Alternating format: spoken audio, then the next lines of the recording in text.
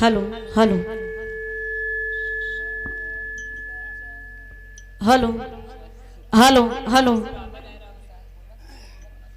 बड़ा ही सुंदर विरह सुने की मिला आप सबके बीच में। का भैया यार सीटी मारा था वाह और से कमीशन पाई गया का भाई 2-4-5 नहीं तो का देख सीटी मारता है। हेलो हेलो वाह हेलो। वाह बढ़ा भैया मनीष जी से बड़ा बढ़िया आप लोगों ने विरह सुना। वाह वाह ढोलक की टाकी बढ़ाओ भैया ढोलक की टाकी ट्रेबल बनाओ ढोलक की टाकी का टाकी बनाओ भैया ट्रेबल बनाओ ट्रेबल ट्रेबल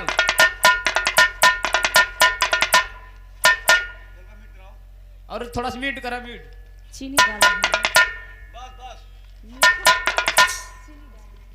सही है।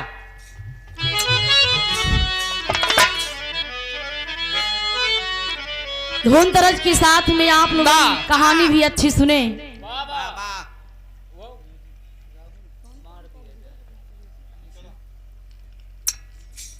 आओ कुछ बजा के वो वाह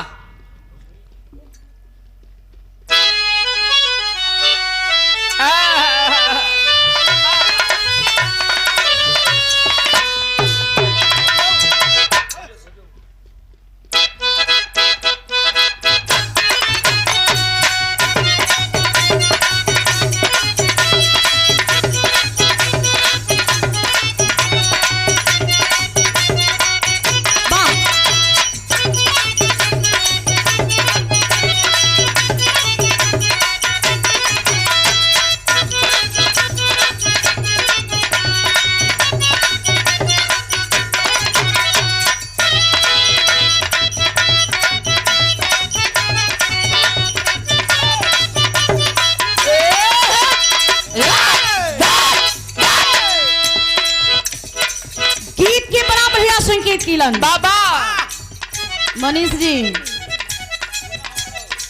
हमरो सुनला बाबा वाह क्या मुस्कान है इनकी। बारे मुस्कान कोनो दुल्हन एक बात कहे का कहे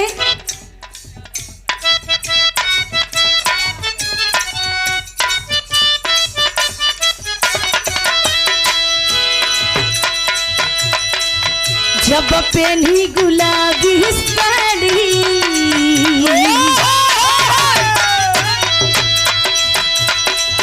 जब पहनी गुलाबी साड़ी रजा धइले लहंगा कवारी जब पहने गुलाबी साड़ी रजा धइले लहंगा कवारी जब पहने गुलाबी साड़ी रजा धइले लहंगा कवारी बड़ा नीमन लगे हमरा के जब मैडम कह के पुकारी बड़ा नीमन लगे हमरा के जब मैडम कह के पुकार बड़ा नीमन लगे हमरा के जब मैडम कह के पुकार जब पहली गुलाबी साड़ी राजा धइले लहंगा कवारी बड़ा नीमन लागे हमारा के जब मैडम कह के फुकारी जनती जो पहुंचे पे पागल होइरा जनती जो पहुंचे पे पागल होइता कतई से कसिया झारत रहती ए धनिया ब्यूटी बनव तू रोज हम निहारत रहती ए धनिया ब्यूटी बनव तू रोज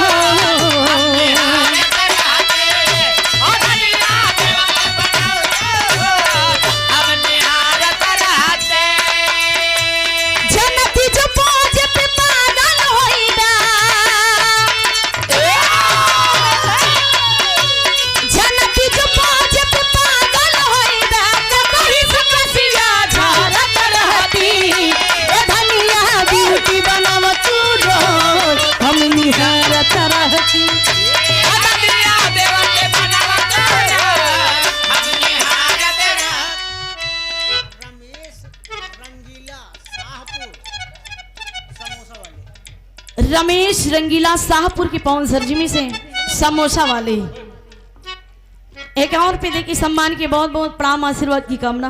वाह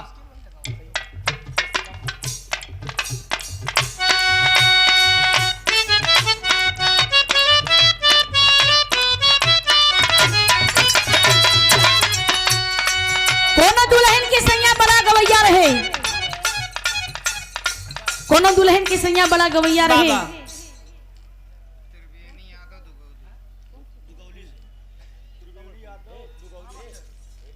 त्रिवेणी यादव दुगौली के पावन सरजी में से 50 रुपये की सम्मान किए, बहुत बहुत धन्यवाद।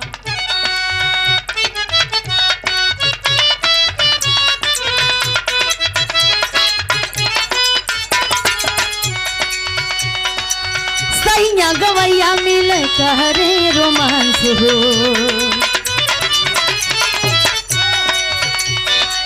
सैया गवैया मिले कहरे रोमांस हो, आधी आधी रतिया पे कहरे लगांस हो। गवैया मिलल कहरे रोमांस आधी आधी रतिया पे कहरे लगांस सैया गवैया मिलल कहरे रोमांस आधी आधी रतिया पे कहरे लगांस सैया गवैया मिलल कहरे रोमांस हो, आधी आधी रतिया पे कहरे लगांस हो।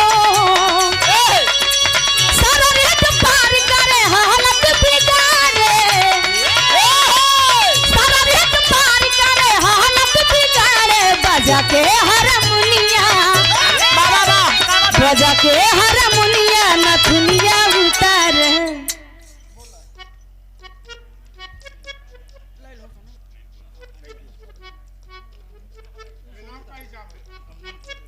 और ये प्रमादरी सम्मानित आप चाचा जी की ओर से भाव को समझते हुए 100 रुपये दे की सम्मान के बहुत बहुत धन्यवाद।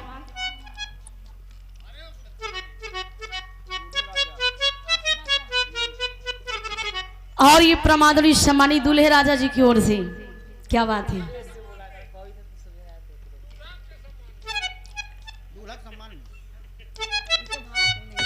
501 रुपये दे के सम्मान किए, बहुत बहुत धन्यवाद। मालिक करे ऐसा जोड़ा बना रहे। कहा गया जब तक गंगा जमुना में पानी रहे, दूल्हा और दुल्हन की जिंदगानी रहे।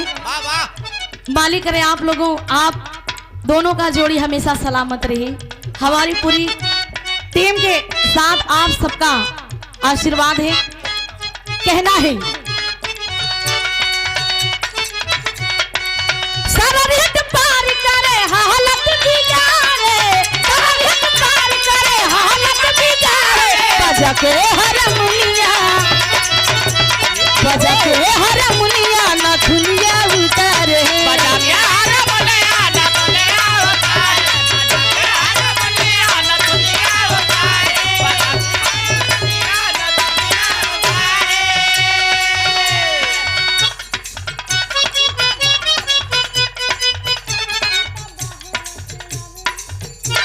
वाह तू तो बाहर से आवेला चढ़ाई के, तू तो बाहर से आवेला चढ़ाई के, तू तो बाहर से आवेला चढ़ाई के। रोज तूर देला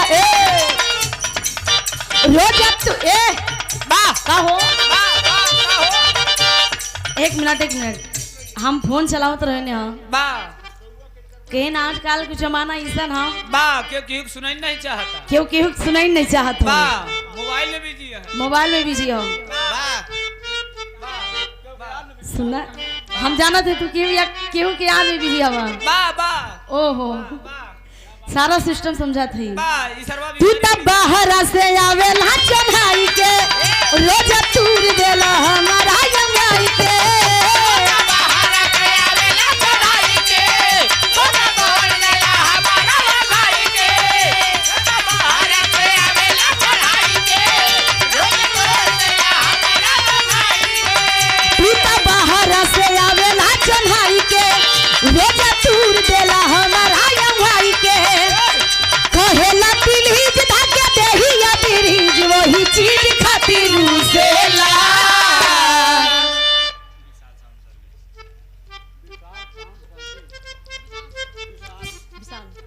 और ये प्रमादली सम्मानित विशाल साउंड सर्विस, बड़ी नीमन मशीन है। वाह वाह, ऐसे बढ़िया तिनके घरवा वाली। इनके बाऊ बजावत हैं। वाह डबल मशीन है, वाह डबल साउंड सिस्टम है। विशाल जी की ओर से बहुत सारा रुपया का सम्मान। मालिक करे आपका मशीन साउंड सिस्टम में सब बजता रहे। वाह, ऐसे मशीन अंगुरियावत रहा। कहेला पीलीज धाके देहिया बीरीज वही चीज खाती रूसेला। कहेला पीलीज धाके देहिया बीरीज वही चीज खाती रूसेला। तू तो रात भरिए राजा, तू तो रात भरिए राजा कमर धाके सुतेला। रात भरिए राजा कमर धके सुतेला। तू तो रात भरिए राजा कमर धके सुतेला। सुन लेवा करा, हम कहा थई तू तो रात भर ये राजा वाह कमर धो के सुतेला। वाह, अब ये के सुनात हो कि बिछवना पे मुतेला। सुन लेवा करा। वही चीज खातिर से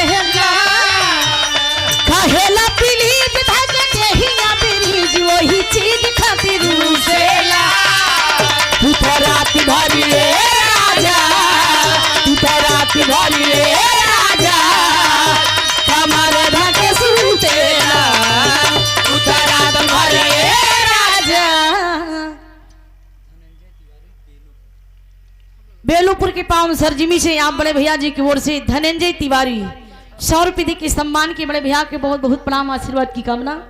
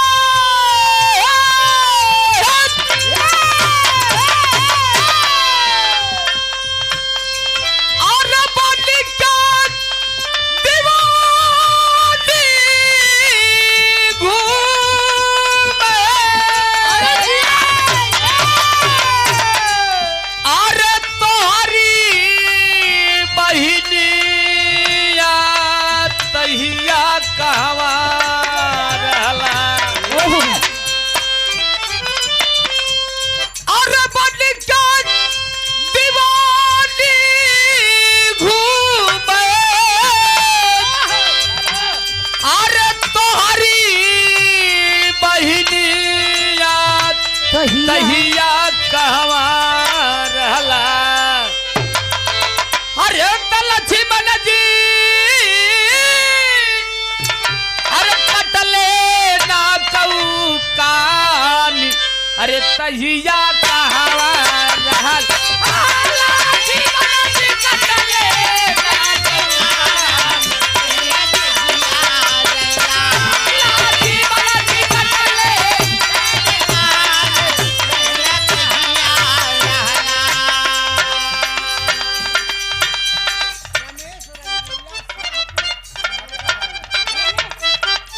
और ये प्रमादली सम्मानित आप बड़े भैया जी की ओर से रमेश रंगीला शाहपुर के पावन सरजिमी से समोसा वाले 50 रुपए के सम्मान के मालिक करे आपका समोसे की दुकान हमेशा चलती रहे। माता रानी की कृपा आप पर हमेशा बना रही। तोहार तोहसे झगड़ा लगावे। पहिला तोहार तोहसे झगड़ा लगावे। पहिला तोहार तोहसे झगड़ा। घूमी घूमी जंगलावा में लड़का पटावई हो। लड़का बेरा घूमी घूमी जंगलावा में लड़का पटावे हो। लड़का घेरा जियो। घूमी घूमी जंगलावा में लड़का पटावे हो। लड़का पटावे।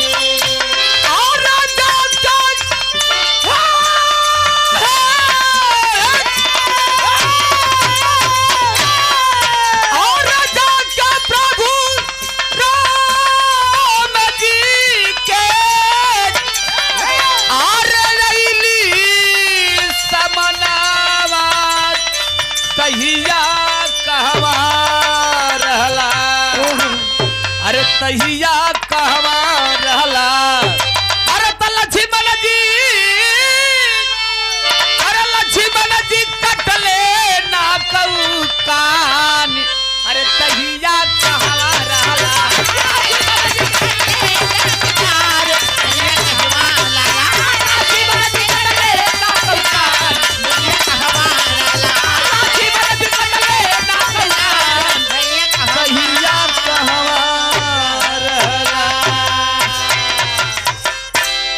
लक्ष्मण जी कटले नाक और कान तहिया कहवा रहलो वाह बन के दीवानी घूमे तोहरी बहिनिया वाह तहिया कहवा रहला वाह वाह लक्ष्मण जी कटले नाक और कान मतलब मंदोदरी रावण से कहत रहे वाह कि तोहार बहिन सूप न खा वाह दीवानी बनकर वाह जंगल में घूम रही है वाह लड़का और राजा दशरथ की पुत्र लक्ष्मण नाक और कान काट लिए हैं वाह तो के कुछ होश खबर है वाह बड़ा बढ़िया गीत सुना हमारे चंचल भैया वाह बड़ी सुंदर बाहर से विरहा सुनने के मिला आप सबके बीच में वाह राजा जन्मेजय के बारे में वाह वाह कितनी बढ़िया कहानी रही आई मार साहब एक छोटी सी विरहा हमारे तरफ से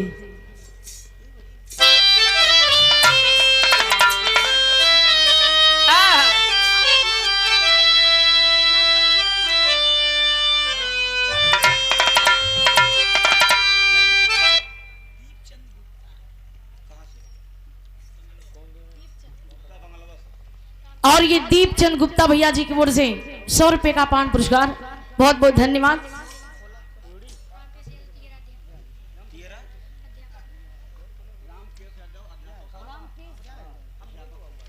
रामकेश यादव अध्यापक साहब तिहरा की धरती से 100 रुपए के सम्मान के बहुत बहुत प्रणाम आशीर्वाद की कामना।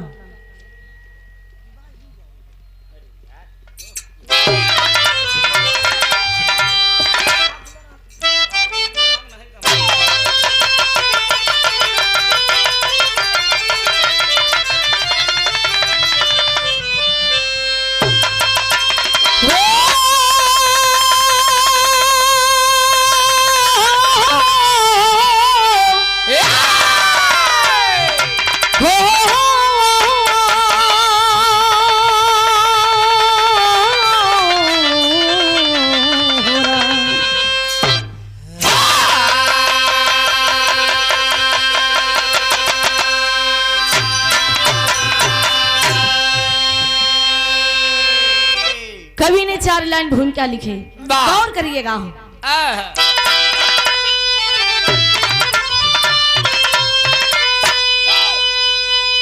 अधर भूल अधरो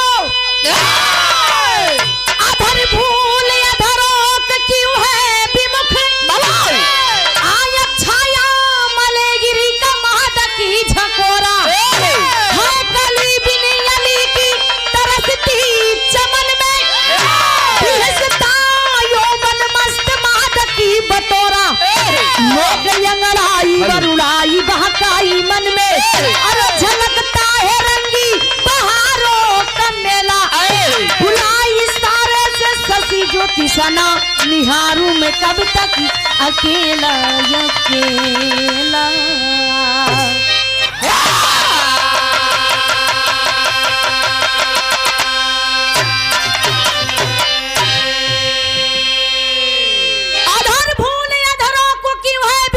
आया छाया मलेगिर का मादा की झकोरा है कली बिन यली की तरसती चमन में सदा मस्त मादा की बटोरा लेके अंगड़ाई वरुड़ाई बहकाई मन में झलकता है रंगी बहारों का मेला अरे बुलाई सारे से ससी ज्योति सना निहारू मैं कब तक अकेला अकेला। कव्वाली के टुकड़ा में कहना है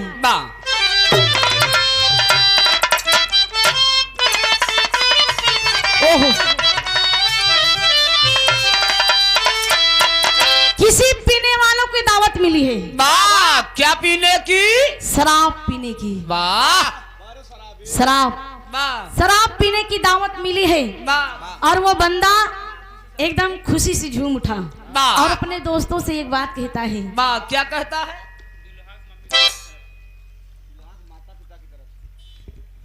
और आज के बाद साथ दुल्हे राजा के माता पिताजी की ओर से वाह 500 रुपए दे के सम्मान के आशीर्वाद की कामना कि हम बच्चे कला के क्षेत्र में कामयाब रहे। वाह बहुत बहुत धन्यवाद। एक सुर में सब जनता जनादर की स्वागत है। वाह।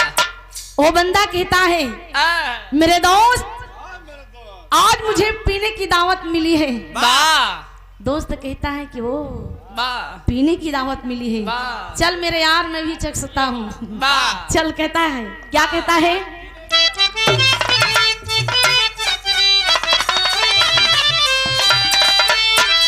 आज पीने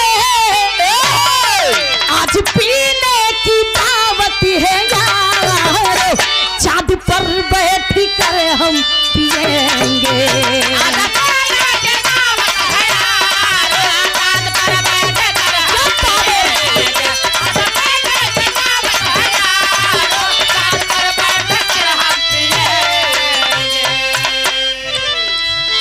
आज पीने की दावत है यारो, चांद पर बैठ कर हम पिएंगे। उनके जुल्फों के साये में हंसी कर उम्र भर प्यार से हम अरे जिएंगे।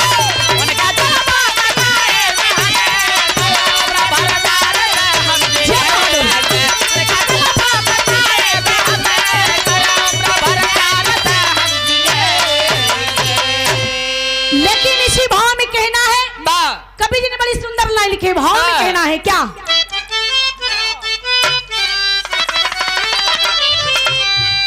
हर फिजा झूम कर गा रही है, आज तितुराज गुलशन में आए।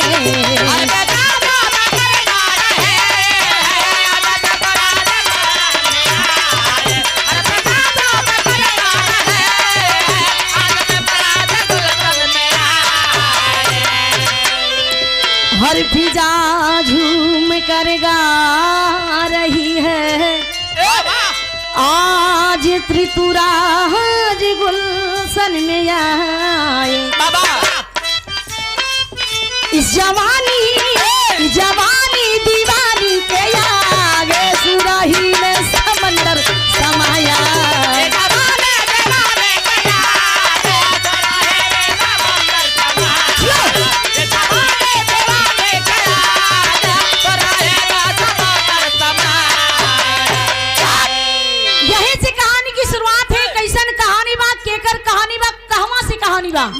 जौहरी के भाव में कहना बा।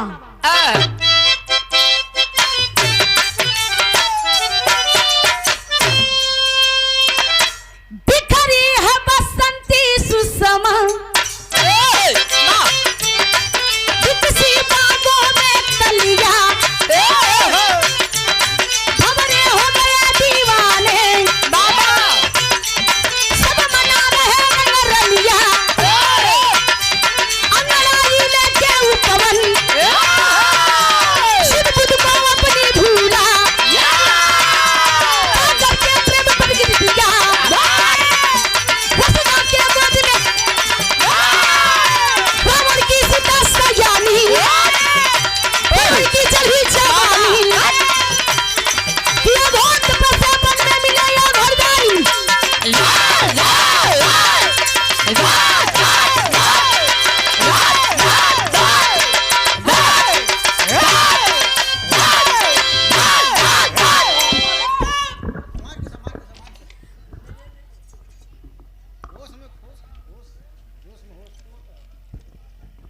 जोश में होश खोवत हवा,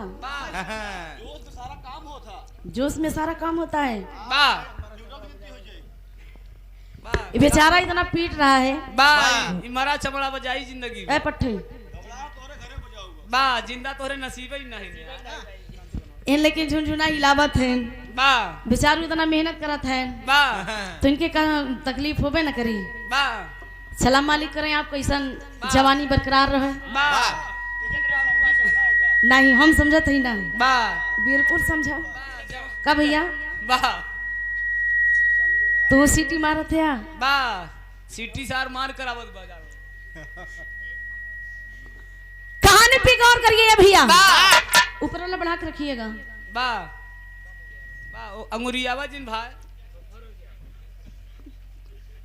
हेलो नहीं मशीन खबराई जाए चला डबल मशीन आए कि घरे से आ जाई बा ना कोनो दिक्कत नहीं बा बा दूसरों के हाथ लगाई दे फिर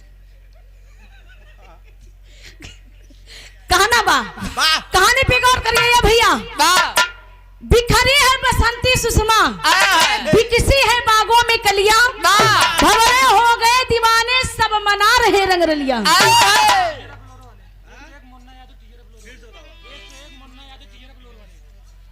हेलो मुन्ना यादव तियरा ब्लोरो वाले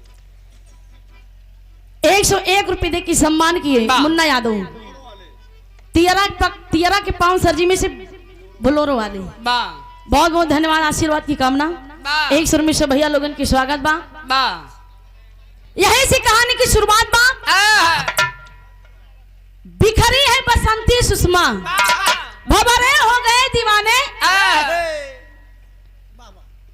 सब मना रहे रंग लिया बा लेकिन रावण की सुता सयानी वरुणी की चढ़ी जवानी बा बारे जवानी जवानी जब आवेला बा उ चोकरत की आवेला तोहार जवानी चोकड़ के आई है बा जवानी चोकरत की आवत बा चला कम से कम जवानी इनके चोकड़त किया देखा जवानी चोकड़ते चला जात बा बा ए योगी साढ़ हो क्या छुट्टा आखिरकार में बा। रावण की सुता सयानी वरुणी की चढ़ी जवानी बा किया घोर तपस्या वन में मिले अवघरदानी बा हारमोनियम को भैया वॉल्यूम बढ़ाइए हारमोनियम पे बज नहीं रहा माइक आपका बढ़ा दीजिए भाई आपका साउंड सिस्टम बहुत अच्छा बज रहा है बा अब एक के मतलब ना कि बड़ाई कर दी तो तू बिगाड़ दा बा कहानी पे गौर करिए ये बा भैया सही है एक समय की बात है बा कौन रावण की बिटिया रहे जिनके नाम बा बा पाई गया बा बा आवाज पाई गया बा तो तनी के हमरो सुन ला आया रावण की एक बिटिया थी जेके नाम बा वरुणी बा वरुणी लगभग 16-17 साल के जवानी के दहलीज पर बा ये उम्र ये बड़ा खतरनाक होले हो 16-17 साल के ना बा बड़ी उम्र खतरनाक होत है बा जान देखा है? यहाँ समय 16-17 साल के बीच में है हुए समझा था बा 16-17 साल के जवानी की दहलीज पर बा एकदम चमचमा रही है बा बा जैसे राहुल यादव चमचम हाँ कहानी पे गौर करिए बा वार्तालाप उतने करा जितने अच्छा लगे बा बा सही है हाँ और उसके बाद वो वरुणी बा अपने माई से मंदोदरी से कहे बा बा कि ये माई ए माये हमार मन कहत बा बा माता बा हमार मन कहत बा मंदोदरी कहीं का कहीं जंगल में सैर करे बिना बा कहीं अच्छा क्या ना बेटी ए तुम अभी इस समय सैर किया नहीं है कभी बा महल से बाहर गया नहीं है बा तो आप नहीं जा सकती हो बा कि ना माई हम जाने लाई होगी है बा समझे लाई होगी है बा तो कैसे मैनेज करेगा हम खुद अपने आप के लिए बा लेकिन माई मंदोदरी कहीं न मार बिटियो ठीक कहा अगर बाहर का हवा पानी न ले बा तो समझे बुझे कैसे बा तो माई मंदोदरी कहीं जा बिटिया आया है वरुणी गई जंगल में जब हवा पानी लगल दूसरे के बा तो दूसरे मन भाव हो गया आया है और ही जंगल में यलती फलती मार के काम का की है कि बा। तपस्या करने लगी बा और तपस्या के करने लगी भगवान भोलेनाथ की मतलब अपने बाबूजी के अपने पिता के गुरु की तपस्या करने लगी बा कैसे मार सब बढ़ा के यह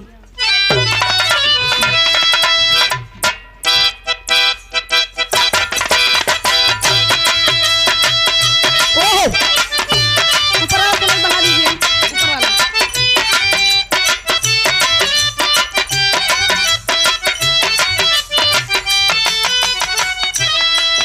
फिल्म का नाम है दिल है तुम्हारा बा बा कोई लड़की हीरो से कहे आया है क्या कहे बड़ा क्या ओहो दिल लगा लिया, ओ बाबा दिल लगा लिया मैंने तुमसे प्यार करके, तुमसे प्यार करके, तुमसे प्यार करके।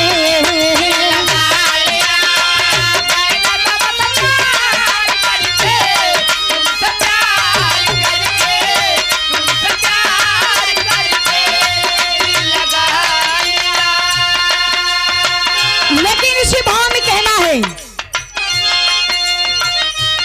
खरे तपस्या मरुड़ी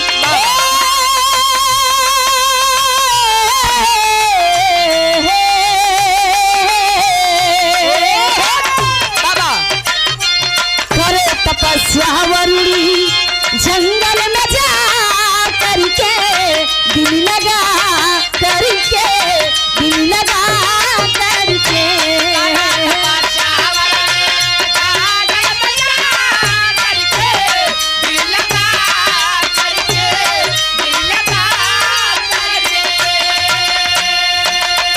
घनघोर तपस्या जब करने लगी रावण की बिटिया वरुणी, तो आज उसकी तपस्या से पूरा ब्रह्मांड, पूरा स्वर्ग लोग हिलने लगा। कैसे? वरुणी के तपस्या से हिले इंद्र का नामा,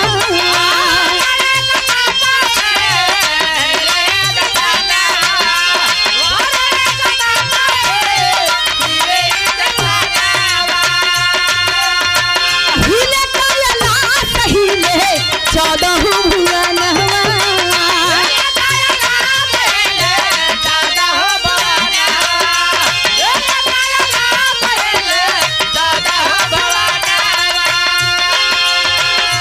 बोली गिरिजा शिव से, बोली गिरिजा शिव से, देखो जा राजा करके, दिल लगा करके, दिल लगा करके।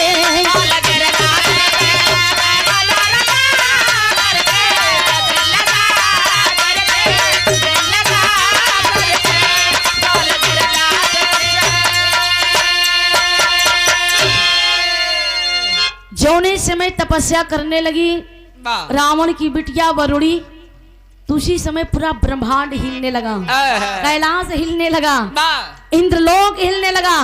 इंद्रदेव अपने इंद्रासन पे बैठा है, जब उनका इंद्रासन हिले, सिंहासन हिले ला, तो इंद्रदेव सोचा था नहीं कैसन भूचाल आ गया है। और उनके इंद्रलोक में जितने अप्सराएं डांस कर रही हैं, ठुमका सही लगत बा लेकिन झटके में गड़बड़ाई जात बा। अब बेचारी सोचत है ये कैसा ना मतलब मामला बा, कुछ समझ नहीं पावत है। जाए के महाराज इंद्र थे, कहन अरे महाराज जी ये कैसन तोहार पूरा सिस्टम ही लग बा, ओनहु एकदम बवाल कहना बतावा कैसे करी। इंद्रलोक में एकदम भूचाल मच गया, हलबली खलबली मच गई। बतावा ये कैसन एक बारगी में ऐसन पूरा आंधी तूफान पूरा इसे आई गया। तो इंद्रदेव इंद्रलोक छोड़ के स्वयं भगवान भोलेनाथ कैलाश पर्वत पे आए। सभी देवी देवता आके प्रार्थना करने लगे, कौन है किसके वजह से इतना बड़ा अनर्थ होने वाला है। माई पार्वती कहने लगी, है बौराहू, अरे तोहरे शिष्य का बिटिया वरुणी, शिष्य उनके रावण, रावण की बिटिया वरुणी तपस्या कर रही है, आपके नाम पे जाइए, देखिए जंगल में, उससे पूछिए क्यों कर रही है। भगवान भोलेनाथ अपन स्थान छोड़ के जंगल में प्रकट हो गए। जब प्रकट हो गए भगवान भोलेनाथ वरुणी से कहे, बेटी वरुणी, तब वरुणी एकदम ध्यान में रहे, वह आंखी मुलमुलावत उठे, लेह से अड़ाई बड़ी वाली। जब मचलाए उठे भगवान बोले ना, कहने लगत बा मामला अब सही नहीं बा। जब उठे देखे सवरकू, आहा हाथ में डमरू त्रिशूल, गले में सांप, त्रिशूल माथे पे चंद्रमा, जटा में गंगा जी। अरे बाप रे, कहन बस मेरे स्वामी जी हैं।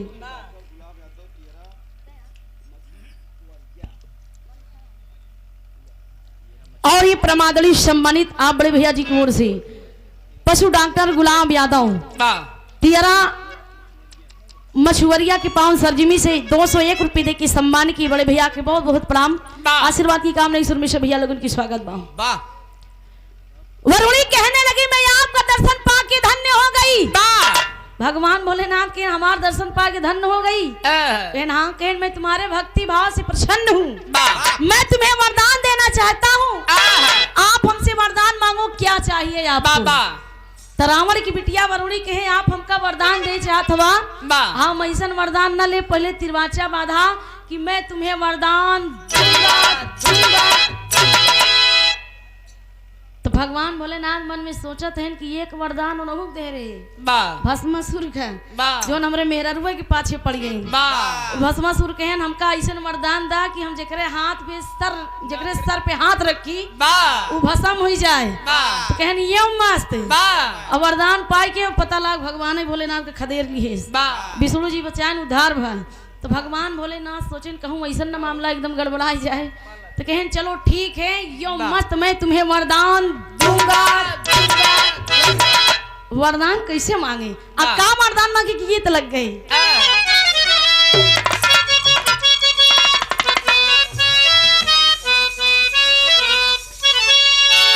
बड़ी पुरानी बातें आप लोग को सुनने को मिला। हमारे इलाहाबाद के 3 चीज आपको सुनने को मिला बताएंगे स्वर्गीय दादा राम कैलाश और स्वर्गीय जनाब हैदर गुरु जी और लाल जी लहरी गुरु जी और अपने पूर्वांचल भी कलाकारों का सम्मान किए बहुत बहुत धन्यवाद। लेकिन पुरनिया लोगन कहे हमन कि पुरान चीज सब दिन और नवा चीज 9 दिन। पुरान चीज में बड़ा दम हो पुरान चीज बड़ा दम जैसे मान ला पुरान चाउर हुई पुरान दाल पुरान गुड़ पुरान दारू पुरान मेहरारू ठीक है कहा था। ये पुराने जमाना का बात करत हैं कि बड़की माई लोगन आज भी जो जिंदा हा उन लोगन के देखा पूरा कमीज पहना थी शरीरी के एक अंग ना दिखा था चूने भी सेनूर दे थी अमन सेधु का नाम नहीं ले थी। आज वाली फलानवा का नाम का बाप दकनवा का नाम का नाम लेके बुलावत है। हां नाम लेके बुलावत थी का करबा यार जमाना बदल गया। राहुल का पापा जमाना बदल गया। पहले पुरानिया दादा लोगन गाय के चला गए कि समय ऐसा आई जितना बिरहा में जितना गेहूं में घुन नहीं उतना बिरहा में धुन हो जाए। तो आज एक की चुकाई नहीं पाल एक ही तैयार ना एक ही गीत लग गए। आओ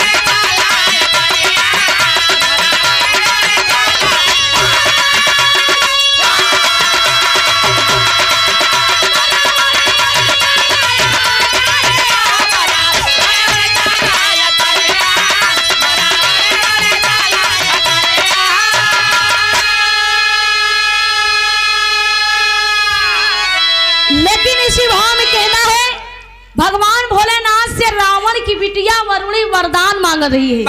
क्या मांग रही है कैसे मांगे।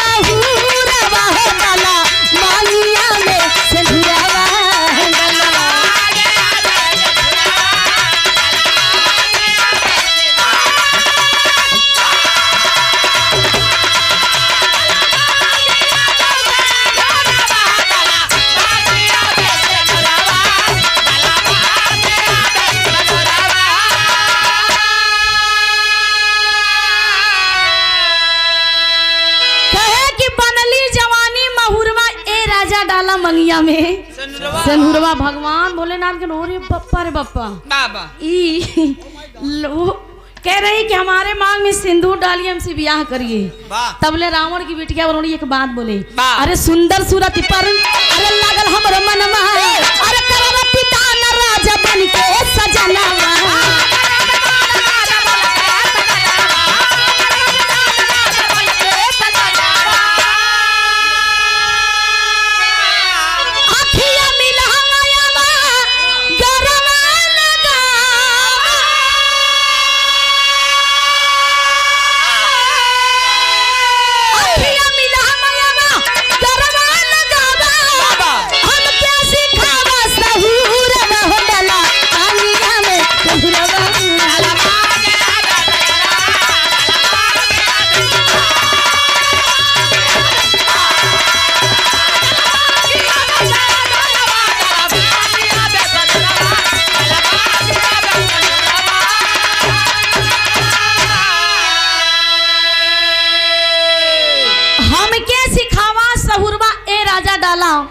मंगिया में सिंदूरवा।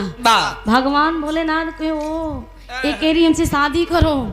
और वरुणी तब बोले कि आप हमसे तिरवाचा बांधे कि मैं आपको वरदान दूंगा दूंगा दूंगा, जो आपको वरदान चाहिए। तो मुझे वरदान यही चाहिए कि आप हमसे शादी कर लो, विवाह कर लो अपने साथ लिवा के चलो। भगवान भोलेनाथ एकदम आश्चर्य में हो गए, ये कैसी विडंबना आ गई। और ये कह रही है कि हमसे शादी करो, और मैं तो खुद शादीशुदा हूँ। माई पार्वती कैलाश पर्वत से लखत है नो मार पत्ता गोल मार पत्ता घोल। अब मन ही मन में एकदम बुलावत है कि हे महादेव स्वामी जैसे वैसे करम टसकावा मस्कावा चला हुआ से। अब भगवान भोलेनाथ कहन कैसे टसकाई मस्काई, हम वरदान दे चुके हैं, इसको तिरवाचा बधाई है कि मैं इसको इसे वरदान दूंगा जो ये मांगेगी। तो ये कह रही हमसे शादी करो। भगवान भोलेनाथ बड़ा सोचन विचारन कहन हम तोसी बियाह करब, लेकिन अभी नहीं। तब वरुणी कहा तब कब बियाह वही हम जवानी भाई सुलगी जा दिया। हाँ लेकिन अब बियाह कब होई हमारे भूख है हाँ? लेकिन वरुणी रावण की बेटिया कहने लगी अभी शादी होगी, शादी अभी होगी।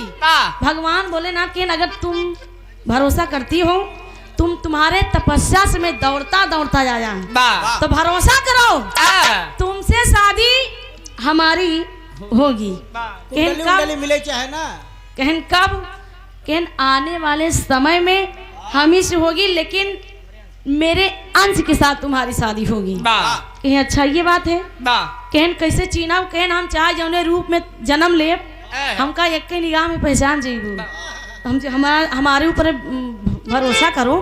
मैं तुम्हें वरदान दिया हूँ और अभी तिरवाचा बांध की जानिए आप। लेकिन ए भैया भगवान भोलेनाथ इतना बात कहकर आज अपने लोक को गए, कैलाश पर्वत को गए। आखिरकार में उस समय वरुणी इंतजार करने लगी कि मेरे स्वामी किस तरफ से आएंगे, किस रूप में आएंगे। यार की कहानी छोड़िए, आगे कहानी मोड़ ले रही है। जौने समय रावण सीता जी का हर के लेके आया था लंका में, तो हनुमान जी वह पता लगावे खातिर वह जंगल का रास्ता पकड़ के आवत रही, एकदम समुद्र पार करके। जब रास्ता पकड़ के आए जंगल की ओर, तू ही जंगल में रावण की बिटिया वरुणी इंतजार करत रही।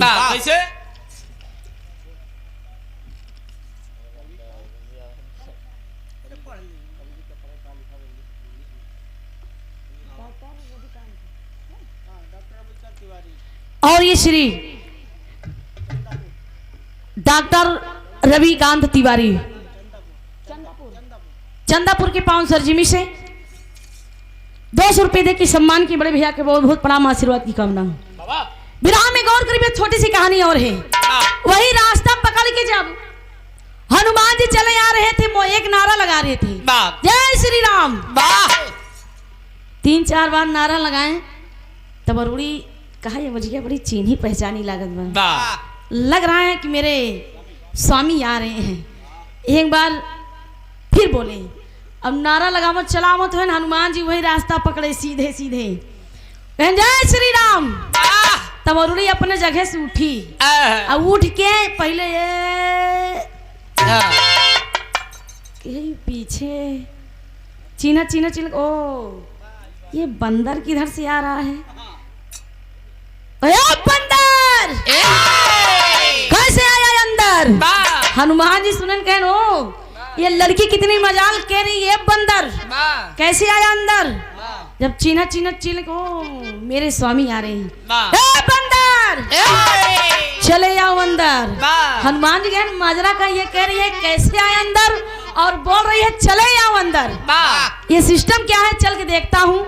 हनुमान जी जब आगे गए तो रावण की बिटिया वरुणी पैर पकड़ के रोने लगी कि मेरे स्वामी मैं आपको पहचान ली, आप हमसे शादी कर लो, बहुत इंतजार आपने करवाया है।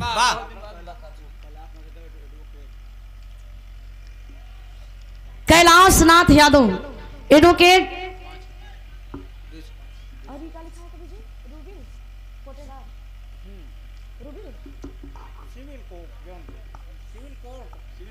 अच्छा सिविल कोर्ट जौनपुर की पावन सरजिमी से 200 रुपये दे के सम्मान के आशीर्वाद की कामना। अच्छा 205 रुपये दे के सम्मान की, बहुत बहुत धन्यवाद। आगे कहानी सुनिए आप लोग। वरुणी रावण की बिटिया बजरंग बली के पैर पकड़ के एक बात कहने लगी। क्या कहने लगी?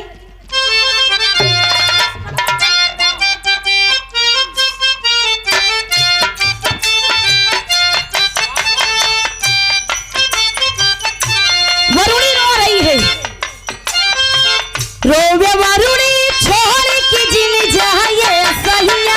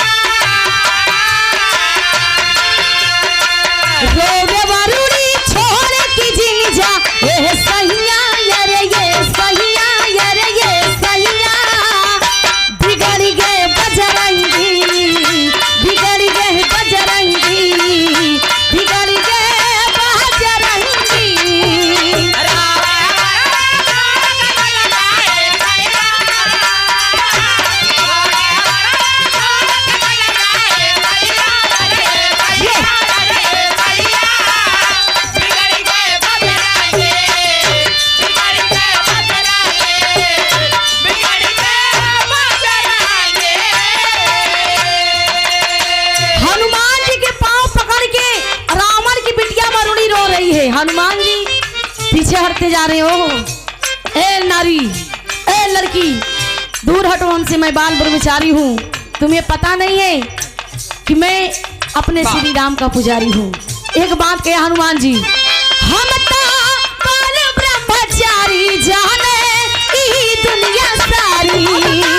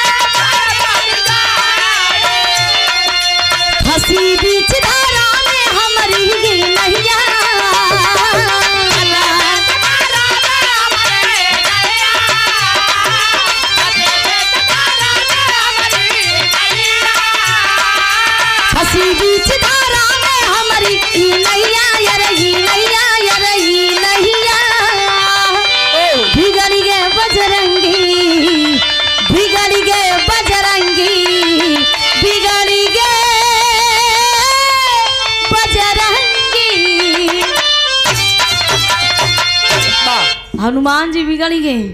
कहे तुम्हें पता है मैं बाल ब्रह्मचारी हूँ, श्री राम का पुजारी हूँ और मैं अपने श्री राम के कार्य से यहाँ पर आया हूँ और तुम बोल रहे मुझसे शादी कर लो। दूर हटो लड़की है मुझसे। वरुणी कहा है कि ये हमार सैया बड़ा दिन मुलाकात भई और यह रूप में यह वेशभूषा में तू हमार सैया हत कैसे तोहका छोड़ दी। हनुमान जी कहे ये जब लड़की है ये मुझे सैया और राजा बुला रही है, माजना क्या है। और हनुमान जी पूछ पड़े तुम किसकी लड़की हो। रावण की बिटिया वरुणी कहने लगी मुझे सब लोग जानते हैं और मैं बहुत चर्चित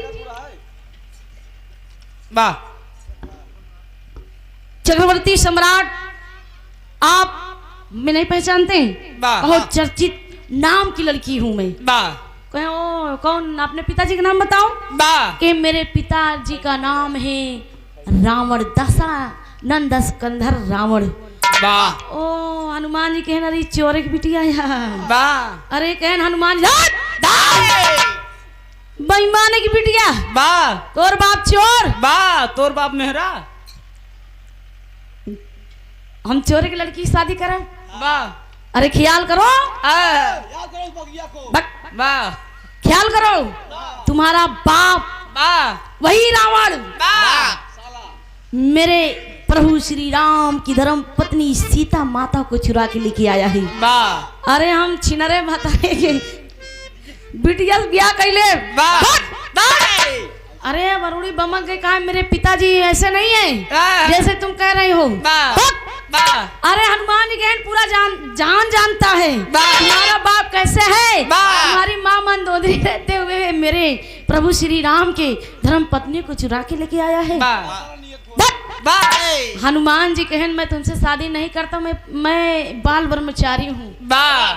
वरुणी कहे ओ अच्छा तो हमसे शादी न करवा। कहन ना कहन ना करवा कहन ना कहन ना करवा कहन ना नहीं कहन नहीं कहन कितनी बार बुलवाओगी मैं नहीं करूंगा शादी। कहन अच्छा नहीं होगी शादी। कहन इसका अंजाम भोगने के लिए अगले समय के लिए तैयार हो जाऊं। हनुमान जी कहन हमारे बाएं हाथ की खेल बा चाहे जवन विपत आई चाहे जितना बड़ा पहाड़ टूट पड़ी ओका हम ऐसे ढकेल दे। कहन ओ अच्छा तब यही आजकल का जमाना है कि जैसे यह कलयुग में जैसे रिश्तेदारी में सलहुआन हुई है और देवतन में हनुमान हुई है, बहुत बड़ा महत्व है। पूजा ज्यादातर हो। आज शनिवार है कितना निशानगा हुई है, कितना पूजा पाठ हनुमान जी लड्डू खाई हुई है। अगर एक बार मान ला आज के जमाने में एक बार सलहुआन के थे जीजा जिंजा जिंजा जीजा या जिंजा तो जान ला जमा डबल जा लगा जीजा जीजा का मतलब जिंजा तो जीजा ना जाइए भाई सलहुआनी की बात या कतनी कतनी सलहुआनी आज मिठाई खाए थे वहीं जीजा के चक्कर में। लेकिन अगले लाइन में कहना है उसी समय तेरी के भाव में कहना है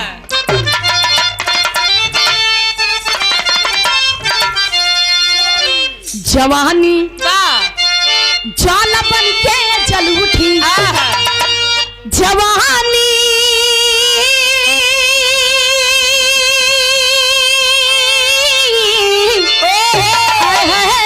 जवानी ज्वाल बन के जल उठी कली से यली अलग हुआ या जो मत वाला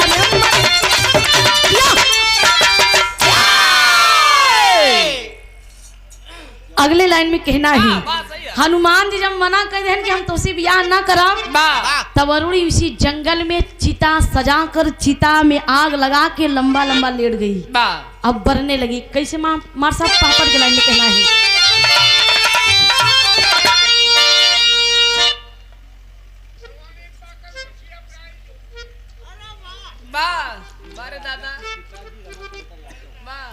और ये आज के बाद दुल्हे राजा की पिताजी रमाशंकर यादव बाबूजी की ओर से 501 रुपये दे के सम्मान की बाबूजी के पांव छू के बहुत बहुत प्रणाम बा आशीर्वाद की कामना ईश्वर में सभी लोगों के स्वागत बा कहना बा।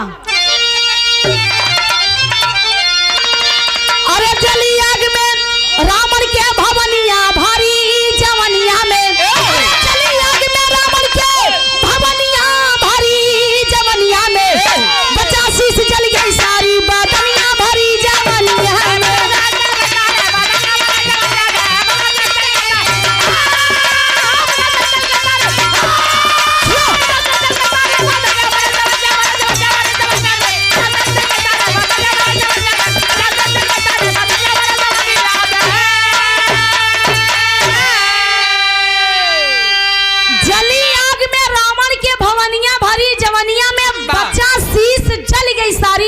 बदनिया भरी जवनिया में वाह। पाया खबर तब गया रावण जंगल के दरमियान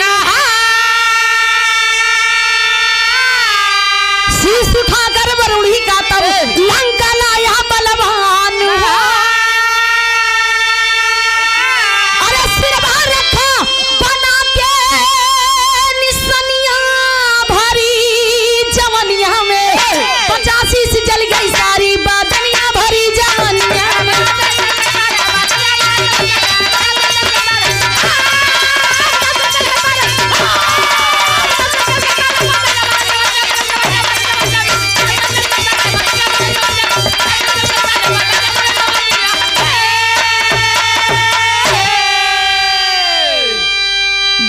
शीश जल गई सारी बदनिया भरी जवनिया में रावण खबर पाता है मंदोदरी जाके बताती है कि महाराज आपकी जवान बेटी जंगल में जलकर राख हो रही है।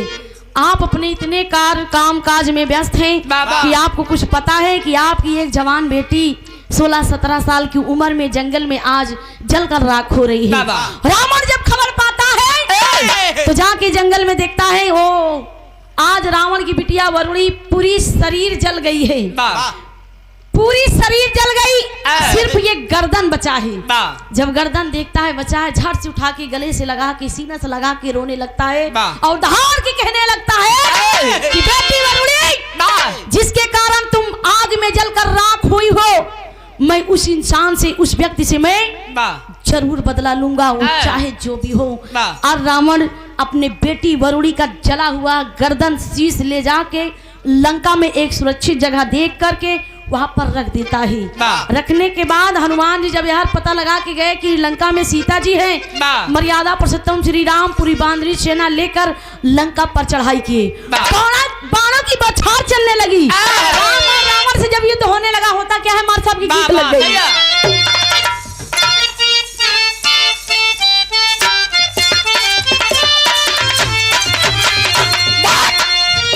बड़ी सुंदर गीत था।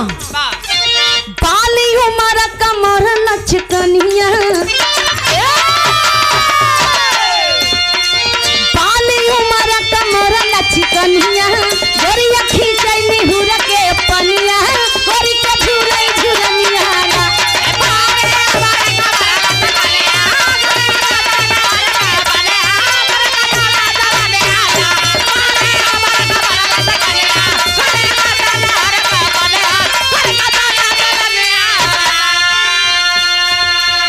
इसी भाव में कहना है क्या सन सन सन के समर में बड़वा रण में माची गवा घमसनमा आगे का सुना कथनवाना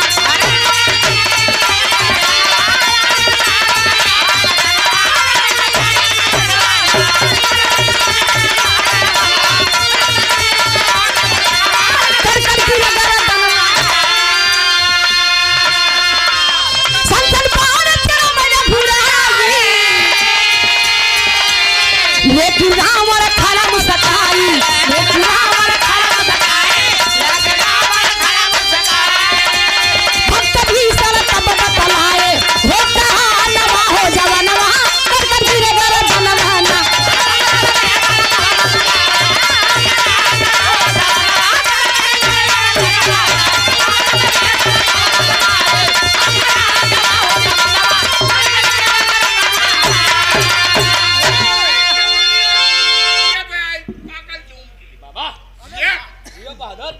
एक ही कहावत है कि उम्र 55 दिल बचपन। और ये आप चाचा जी की ओर से 100 रुपये दे के सम्मान किए। पुरनिया कहन कि शरीर बुढ़ा हो जाता है लेकिन मन बुढ़ा नहीं होता है। मन जवानी वाला क्या बात है, यह उम्र है मौज करे की जवानी खेल के बिताए, जवानी में टेंशन में बिताए। क्या बात है।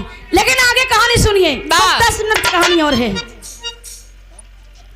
जौने समय राम और रावण से युद्ध होने लगा, मर्यादा पुरुषोत्तम मार बाणों पे बाण मार रहे हैं, लेकिन रावण पर कोई असर नहीं पड़ा। बहुत बाण मारे, इतना बाण मारे कि जानला कि थक गए। आखिरकार में वही विभीषण जी बताएं कि इसमें दो राज हैं। पहला राज ये है कि रावण की बिटिया वरुणी पूरी कहानी बताए कि तपस्या करने लगी। तपस्या में भगवान भोलेनाथ वरदान में मांग रही कि हमसे शादी करो। लेकिन आज हनुमान जी भगवान भोलेनाथ के अंश हैं, रुद्र अवतार हैं। जब ले हनुमान जी वरुणी के जले हुए शीश में मांगी में सिंदूर नहीं कर डालेंगे तब ये रावण मरेगा नहीं। लेकिन आगे कहना क्या, हनुमान जी को बुला के प्रभु श्री राम जी को बात कहते हैं। क्या कहते हैं?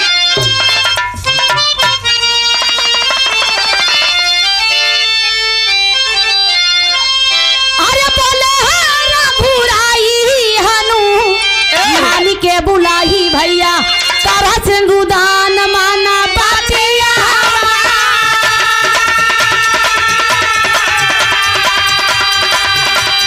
प्रभु के वचन हनुमान मानई है।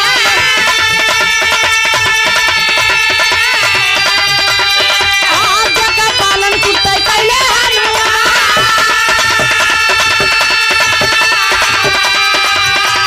शुरू भइले या फिर लंका के नागरिया। 31 को 12 बच्चा लवले है करता।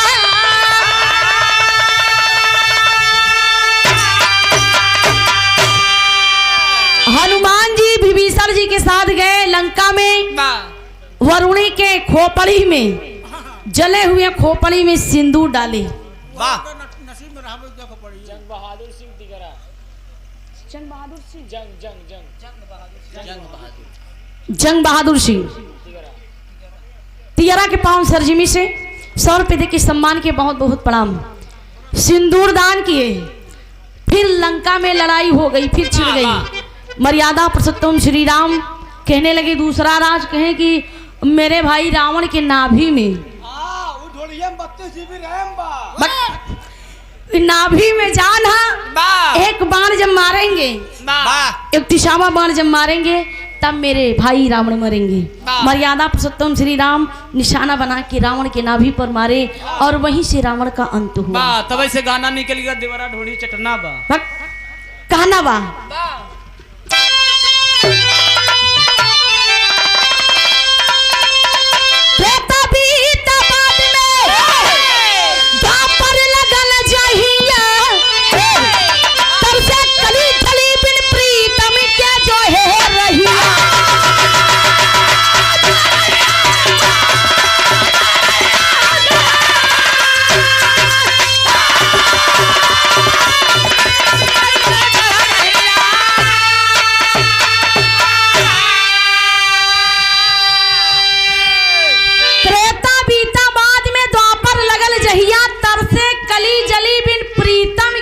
रहिया।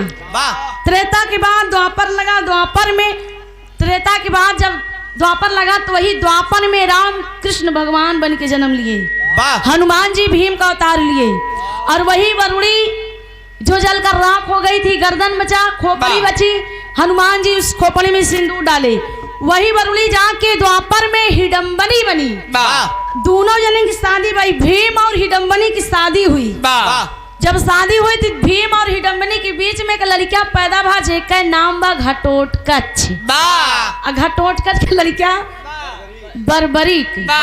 बर्बरीक जो कि पूरे महाभारत में सबसे श्रेष्ठ माना जाता था, क्योंकि वो 3 बाणों से महाभारत खत्म करने की क्षमता रखता था। लेकिन कन्हैया भगवान उसके साथ छल किए और दान मांग लिए गर्दन। और गर्दन आज वही खाटू श्याम के नाम से राजस्थान में पूजा जाता है, शिखर जिले में। यही से कहानी की अंतमा आखिरी भाव कहना बा। बुदुड़म पंधानी कहते धन प्रभु की माया।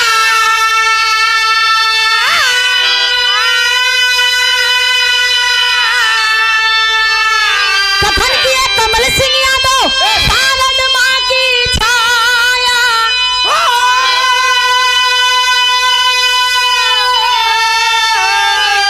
जवानी जान बन के जल उठी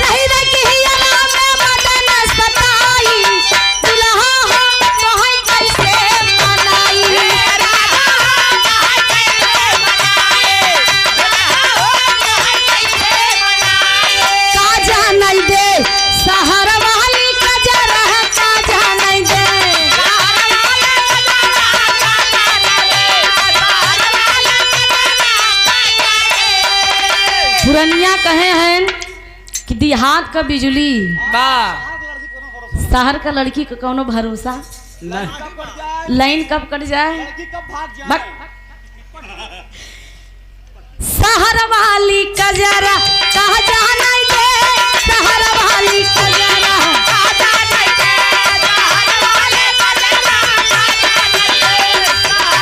जिया। आन के बलमुआ का पेड़ा मिठाई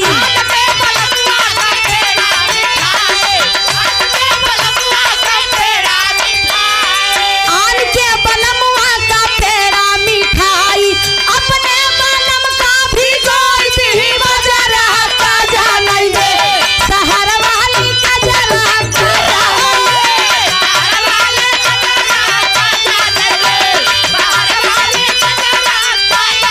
आन के बलमुआ का सेजा सुता वहीं वाह आन के बलमुआ का सेजा सुता वहीं वाह मतलब पुरनिया कहन कि आपन लड़किया दूसरे के मेहरारू वाह बड़ी निक लागत बड़ी निक लागत थी वाह। जैसे आपन लड़किया हो कितनो भी गंदा मतलब खेले कूदे रहा है ओका झाड़ पोंछ के बढ़िया से ले ली वाह आपन मेहरारू कितनो भी सुंदर रहा है वाह आ दूसरे के मेहरारू देख ले कि यहाँ फलाना मेहरारू बड़ी टाइम वाह है क्या माल है क्या माल है राजकुमार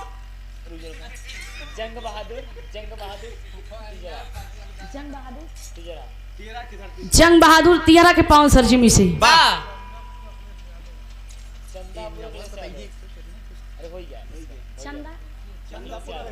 चंदापुर के पाँव सरजमी से अखिलेश यादव भैया जी की ओर से 100 रुपये देके सम्मान किए बहुत बहुत प्रणाम आशीर्वाद की कामना वाह कहन बहुत अच्छा लग बहुत अच्छी बात तो भाई पुरनिया कहन कि वाह आन के बलमुआ का सेजा